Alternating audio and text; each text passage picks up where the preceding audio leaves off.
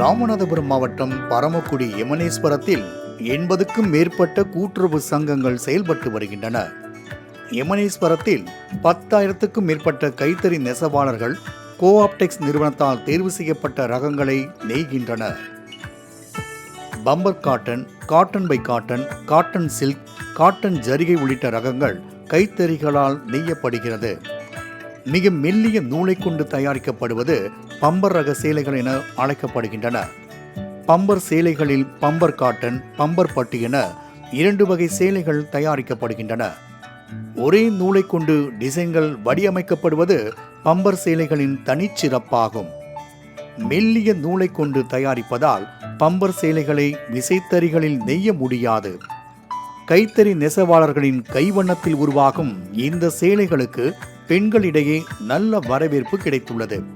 தொழில்நுட்ப வளர்ச்சியால் கணினியில் வடிவமைக்கப்படும் டிசைன் அட்டைகளை பயன்படுத்தி பல்வேறு டிசைன்களில் பம்பர் காட்டன் சேலைகளை தயாரிக்கின்றனர் நெசவாளர்கள். மயில், குயில், சிங்கம், மான் போன்ற எந்த டிசைனிலும் எந்த ஜரிகையுடனும் நெசவாளர்களால் பம்பர் சேலைகளை தயாரிக்க முடியும். ஒரு சேலையை தயாரிக்க 5 முதல் 6 நாட்கள் ஆவதாக தெரிவிக்கின்றனர் நெசவாளர்கள். பரமக்குடி எமனேஸ்வரத்தில் மட்டும்தான் இந்த பம்பர் பை காட்டன் நெய்கிறாங்க.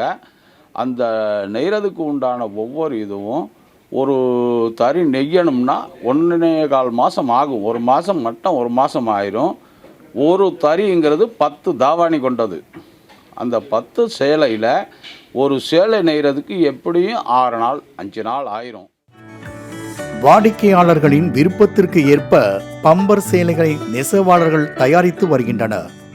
பரமக்குடியில் நெய்யப்படும் சேலைகளை மகாராஷ்டிரா, மேற்கு வங்கம் போன்ற வெளி மாநிலங்களை சேர்ந்த வியாபாரிகளும் வாங்கி விற்பனை செய்து வருகின்றனர்.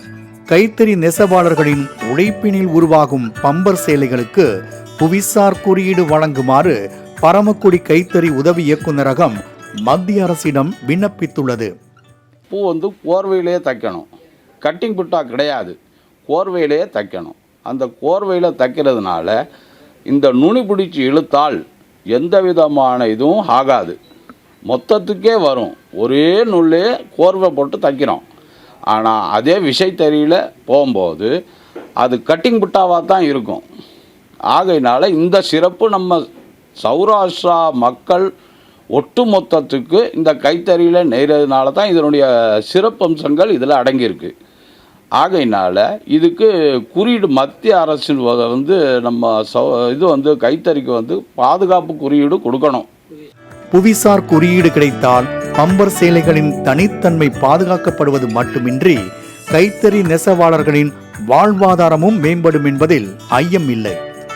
மாலை முரசு செய்திகளுக்காக பரமக்குடியில் இருந்து செய்தியாளர் சிவக்குமாருடன் சந்துரு.